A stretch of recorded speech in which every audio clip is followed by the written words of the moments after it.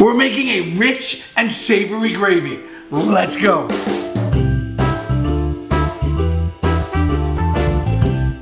We got all of our leftover turkey trimmings.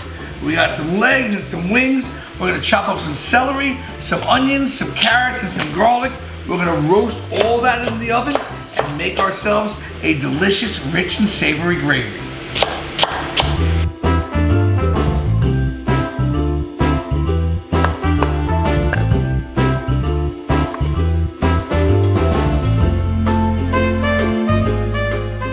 We're gonna put these bones and vegetables onto 2 sheet pans so we have negative space, so there's lots of room for these vegetables to caramelize and not sweat. Throw it into a 400-degree oven.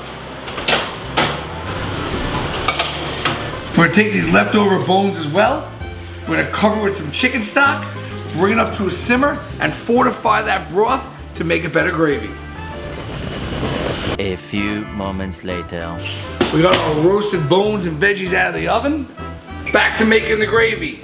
We fortified our chicken stock with those turkey bones. We can get rid of these now because there's no more flavor to be had.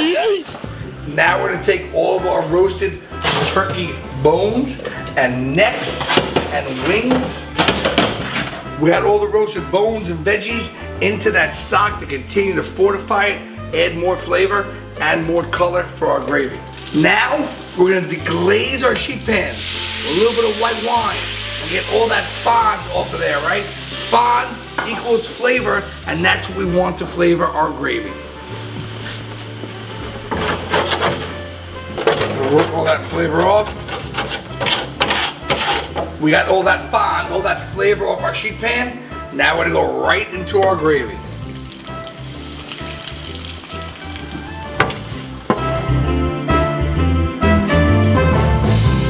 We got our gorgeous stock simmering away for our gravy. Now we need to make our roux to thicken it all up. Equal parts butter and flour, a half a cup of each. We're just gonna whisk it together over low heat till it gets nice and golden brown.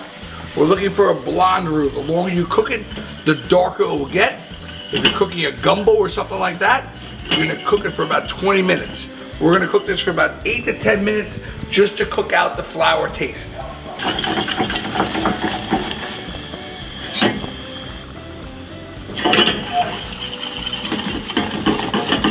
We have a gorgeous, rich stock. Look at that. Look at that color. Look at that flavor. All those bones and vegetables and wine simmering away. We're gonna put in some full herbs, sage, rosemary, and thyme. Let it steep in there for just a few minutes. Pull out all that flavor, strain it, and then thicken it with our roux.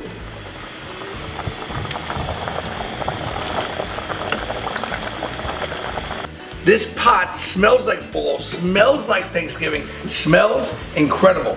Now, we're gonna strain out all those vegetables, all those bones, and be left with an intense stock to make our gravy with.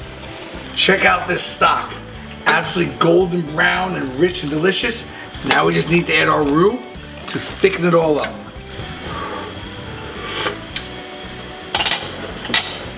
So rich, so intense, you can literally see the flavor. Needs a little bit of salt and a little bit of pepper. Always want to make sure your stock is simmering before you start to add your roux. Slowly stream it in and whisk it as it goes. Add a little bit of a time, you don't want to thicken up too much. The roux is not only going to add a nice nutty flavor, but it's going to help thicken and bind up all the sauce, but give it a few minutes to activate the flour and the butter. See that viscosity? See that creaminess, that richness from all the bones and all the broth all coming together? That right there is some beautiful gravy to go on a perfectly cooked roasted turkey. That's how you make a home-style gravy, perfect for the holidays.